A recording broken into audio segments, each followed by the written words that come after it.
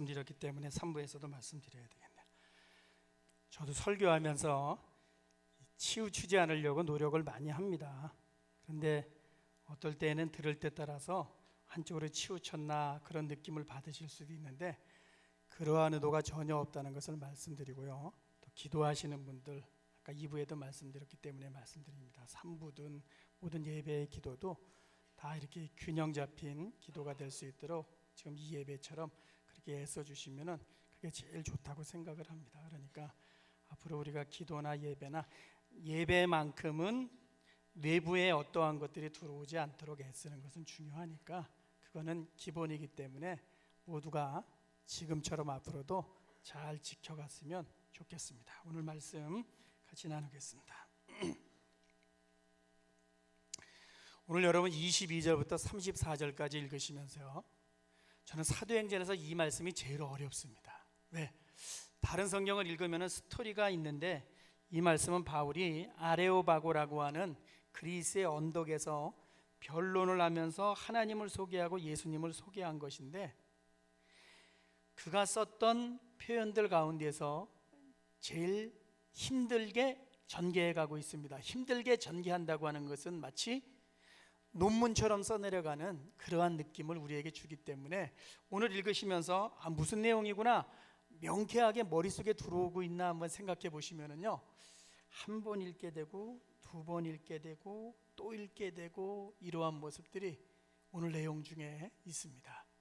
그래서 오늘은 그 내용이 무엇인가 하는 것도 잠시 나누겠지만은 바울이 어떠한 마음의 상태를 가지게 되었는가 하는 데 초점을 맞추어서 말씀을 나누도록 하겠습니다. 그럴 수 있다 힘내라 라는 제목인데요, 다른 제목을 하나 생각을 해봤습니다. 저수지를 수영장으로 라는 제목으로 한 번 더 붙여봤습니다. 생각하십시오.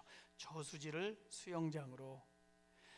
제가 짧은 글을 하나 읽게 되었는데 너무 짧은 글이지만은 아주 마음에 와 닿았습니다. 그 내용은 이러한 것이었습니다. 수영장 수심 1m 20cm라고 써 있으면 걸어간다. 걱정하지 않죠? 여기 계신 분들은 수영장에 들어갔는데 수심이 1m 20cm라면요 별로 걱정하지 않습니다. 사고 날 일도 별로 없습니다. 그러나 저수지의 평균 수심 1m 20cm 하면은 마음 놓고 걸어가지 못합니다. 그럼 인생이라고 하는 것이 수영장과 같은가 저수지와 같은가 라고 물어본다면은 뭐라고 대답하시겠습니까? 저수지와 같죠. 수영장은 그 수위를 똑같이 유지하고 있습니다. 1m 20cm. 저수지는 평균 수심이 1m 20cm지만은 어디는 3m인 것도 있고 5m인 것도 있고 1m인 것도 있죠. 그래서 수영장을 걸어가는 기분으로 저수지를 걸어가지는 못합니다. 인생의 길 가운데서는 모두가 다 80, 90을 살아가면서 평탄하게 어려움 없이 살았어 라고 말하는 것은 1m 20이었어 라고 말하는 것이지만 어떨 때는 3m였었어 5m였었어 다시 걸어갈 수 있을까라는 생각이 들 정도로 그때 이러이러한 일이 있었어 라고 말할 때가 있죠. 여기 앉아있는 우리 모두에게 질문을 한다면 내 인생은 수영장 1m 20이야 라고 말하는 사람은 한 명도 없을 겁니다. 내 인생은 저수지의 평균 수심 1m 20이야 라고 말하면서도 불안하고 편안하지 못했던 삶의 시간들을 몇 개씩은 가지고 있을 겁니다. 두 본문을 나누게 될 텐데 첫 번째로 우리가 잘 아는 본문, 여러분 열왕기상으로 가보시겠습니다. 열왕기상 18장 27절에 있는 말씀입니다. 18장 27절에 있는 말씀,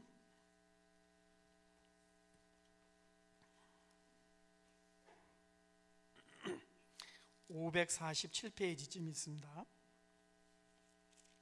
오늘 성경을 좀 찾아보시겠습니다. 열왕기상하고 오늘 본문을 제가 27절 말씀 읽겠습니다. 열왕기상 18장 27절. 정오에 이르러는 엘리야가 그들을 조롱하여 이르되 큰 소리로 부르라. 그는 신인즉 묵상하고 있는지, 혹은 그가 잠깐 나갔는지, 혹은 그가 길을 행하는지, 혹은 그가 잠이 들어서 깨워야 할 것인지 하며, 이에 그들이 큰 소리로 부르고 그들의 규례를 따라 피가 흐르기까지 칼과 창으로 그들의 몸을 상하게 하더라. 잘 아는 내용입니다. 엘리야라고 하는 선지자가 있었습니다. 이방의 선지자들과 함께 갈멜산이라고 하는 산에서 누가 참된 신인가 하는 영적인 싸움을 하게 되었는데, 이방의 이 선지자들이 먼저 기도를 하게 되었습니다. 엘리야가 저들을 조롱하면서 이야기하는 겁니다. 이렇게 말하는 거죠. 더 크게 불러봐. 너희가 믿는 신이 지금 사색하고 있을지도 몰라. 아니야, 외출했을 수도 있어. 여행 갔는지도 모르지. 잠이 든 거 아니야. 잠을 깨워야 되는 거 아니야. 너희가 깨워봐 라고 오늘 27절에서 조롱합니다. 이 조롱할 때 영적인 여유가 있었겠죠. 믿음의 확신이 엘리야에게 있었습니다. 그리고 나서 우리가 진행 과정을 다 알고 있습니다. 하나님이 참신임이 드러나서 이방의 예언자들을 다 죽이는 그러한 장면이 나오고 있습니다. 그때 엘리야의 삶의 영적인 삶의 수심은 수영장 1m 20이었을 겁니다. 이제 처음부터 끝까지 어려운 일은 없을 거야. 이방의 예언자들이 다 죽었기 때문에 이제는 모든 것이 달라질 거야 라고 생각을 했겠죠.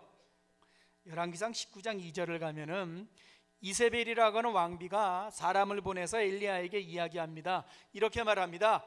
너 내일 이맘때 24시간 지나고 나서는 너 죽을 줄 알아. 이렇게 위협을 하게 되었습니다.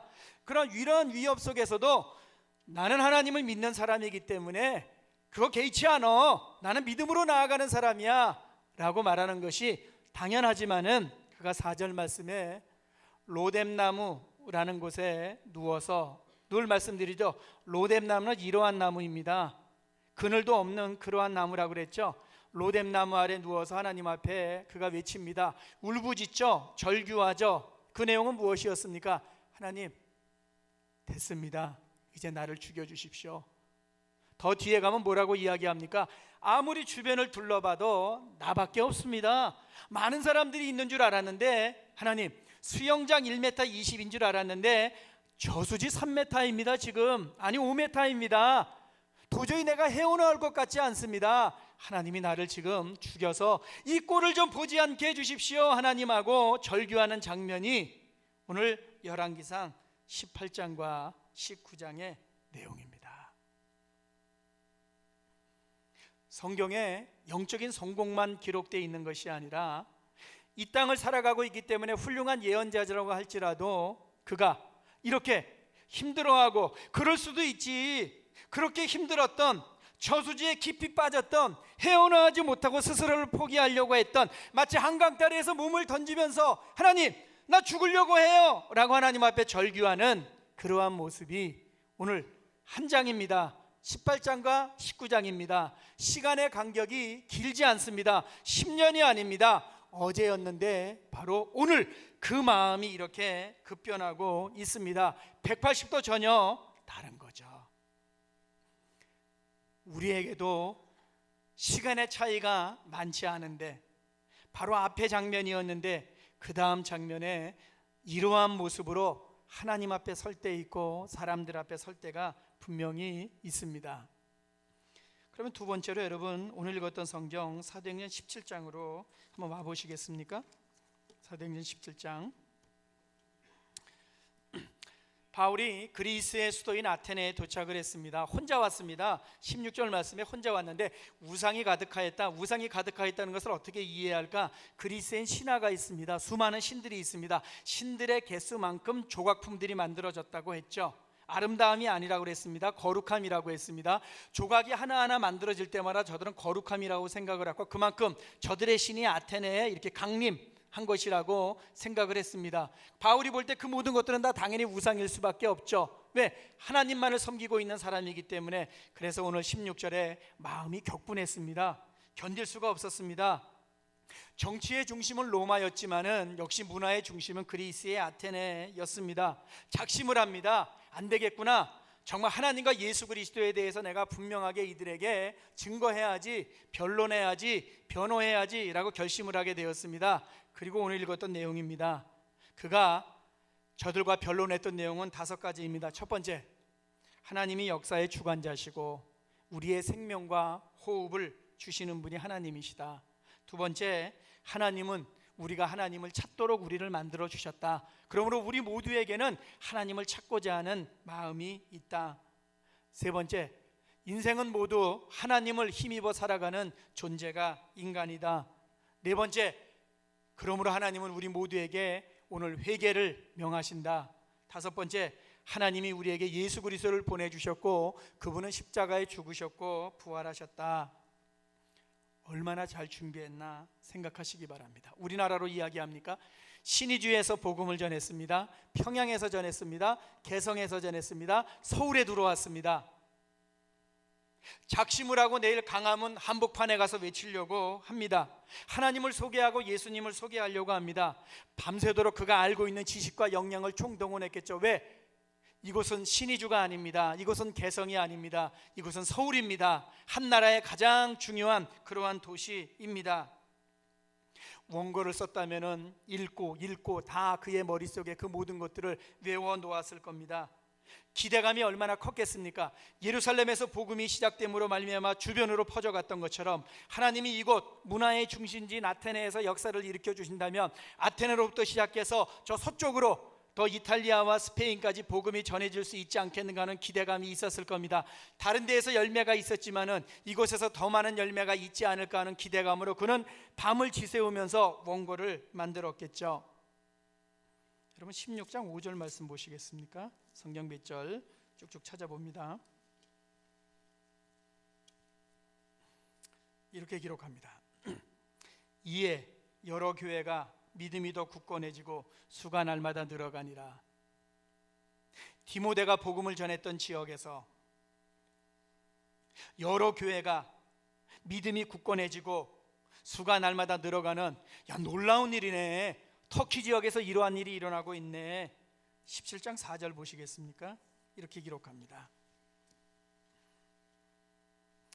그 중에 어떤 사람 곧 경건한 헬라인의 큰 무리와 적지 않은 기부인도 뭘 강조합니까? 많은 사람이 들었다, 많은 사람이 따랐다, 이렇게 기록을 합니다. 12절 말씀 보시겠습니까?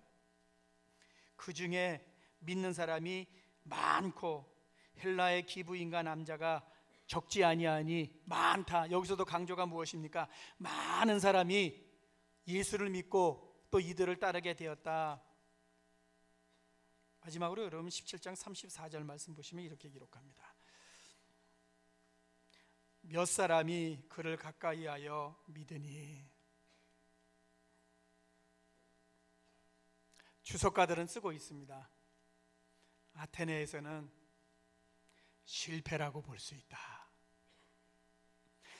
다른 도시에서 많이 믿었으면은 아테네입니다. 더 많이 믿어야 되는 거죠. 신의주에서 100명이 믿었으면 서울에서는 1000명이 믿어야 되는 거죠. 도시를 하나님이 뒤집어 놓으셔야 되는 거죠. 학생으로 이야기할까요?